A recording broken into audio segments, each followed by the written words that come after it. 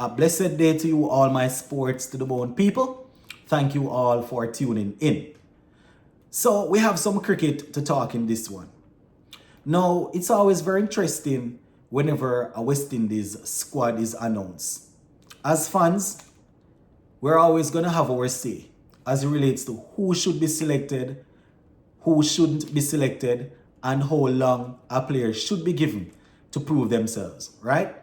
But it's even more interesting when a past player comes out and speak on the selection process or speak on players being available. Now, the latest to lend his voice to this whole process is batting great Brian Lara. I was reading earlier today and he was talking about Nicholas Pooran and Hope where Test cricket is concerned.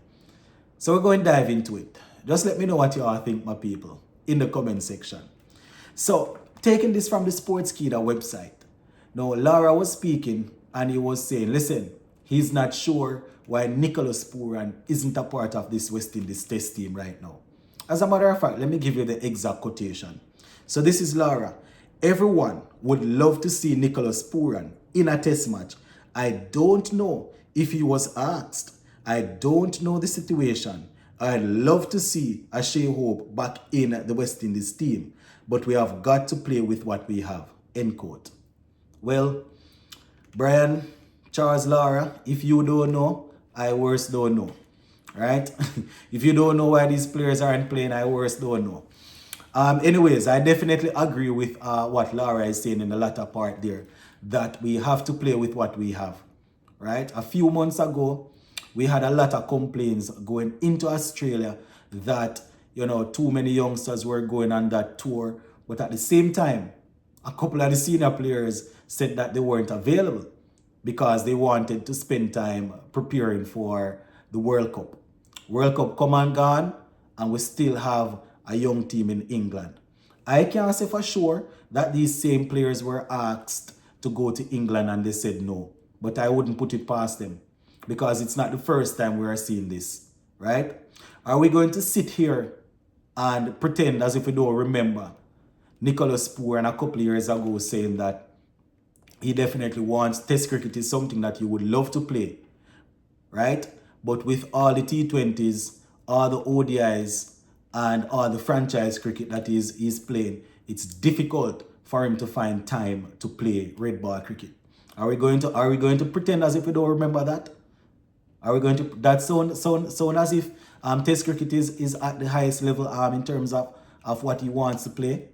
You notice all the white ball format is accounted for, right? He said, listen, all the ODIs and T20s that he's playing for West Indies, plus all the franchise cricket, it's difficult to find time to play the red ball format, right? That sounds like somebody that is moving heaven and earth to play test cricket. And I'm not saying that Pooran and other players need to do that. I'm not saying that. But because Lara brought up Pooran's name here, I am just reminding people, yeah, right? Every time that the argument about test cricket comes up, because these players know that this is the format that loyal West Indies supporters want to see. They will say the right things, but they are not doing it. Brandon King, prior to the World Cup, his agent came out and said, Test cricket is still up there. That is what Brandon King wants to play. He wants to play Test cricket, but he's going to use the time before the World Cup to prepare for the World Cup, which we understood, right? What's happening now? I'm not saying that CWI asked these same guys, I'm not saying that they asked him again because I don't know. Plus, the fact that they went and won a game there in Australia, they probably wanted to keep the same momentum. But we need to stop pretending as if we don't know why the players aren't playing test cricket. Right? I know that we see them playing in ODIs and T20s and they look and it would appear as if their technique is good enough and they are ready to go. But the fitness is a total different thing. Right? I hear people saying that these guys that playing test cricket now, they are still not good, so we can just bring in the T20 players and let them bash. That is not how cricket works, right? I'm not saying that they need to drop all the franchise contracts and go and play 5 or 6 games in our regional tournament. I'm not saying that. Right? I'm not saying that. but at least a little effort to show us that you want to play. A one game here, a one game there. We saw Shea Hope, returning and playing some red ball cricket. Then he left, he went to England, was playing some county cricket, right? Until he started to pick up pace in the T20. All of a sudden, you see him as if the red ball is on the back burner once again, right? So sometimes we pretend as if we don't know exactly what's happening. And I understand that guys that are in delicate positions, they probably cannot come out outright and say, well, this is why players aren't playing, right? So they will say they don't know what's happening. But it's very interesting, my people. It's very interesting. Because, as I said, these guys, they could have used they used the argument about them preparing for the World Cup as the excuse not to go to Australia.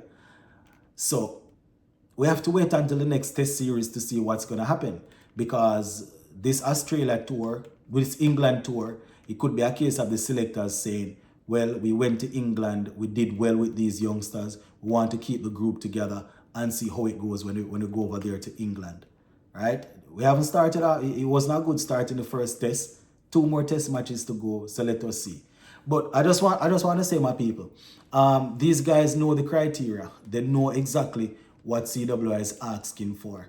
And I am not saying leave the franchise cricket and go and play 4-day cricket, because money-wise it doesn't make any sense. And I would be a hypocrite to sit here and say that the players should walk away from franchise cricket and just go to what CWI wants. I would be a hypocrite, because I sit here and see man score the most runs and they still not selected. Take the most wickets and they still can't get a look in, right? CWI said that they select based on merit. So they also need to fix their thing.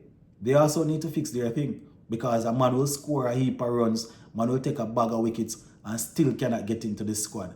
So when people see those sort of things, they're going to say, listen, it's not guaranteed that we're going to get games, or it's not guaranteed that we're going to get a good contract to play test cricket. So we understand that. We understand that CWI has some stuff that they need to fix also. But while we like to blame the people in the jacket and the tie, I understand that. But we also need to look at the facts. Some of these players, they will beat around the bush. They will say this, they will say that. As old people would say, they would tell your horse they don't cow fat. But they're not moving in the direction that shows that they want to play test cricket, right? Once again, I said cricket is for our entertainment. We're watching it to be entertained. They are playing cricket to make money, to set up their families, set up their future generation and all of that. So we understand that. But when you are saying one thing and your actions moving in the next way, you start to look away. You look away, man. So, unless I am being delusional, anybody paying attention to West Indies cricket would know exactly why some of the guys that we have produced recently that we think are technically good, we would know exactly why they are not drawn towards test cricket. But let us continue to pretend. Go and leave it right there, my people. Big up.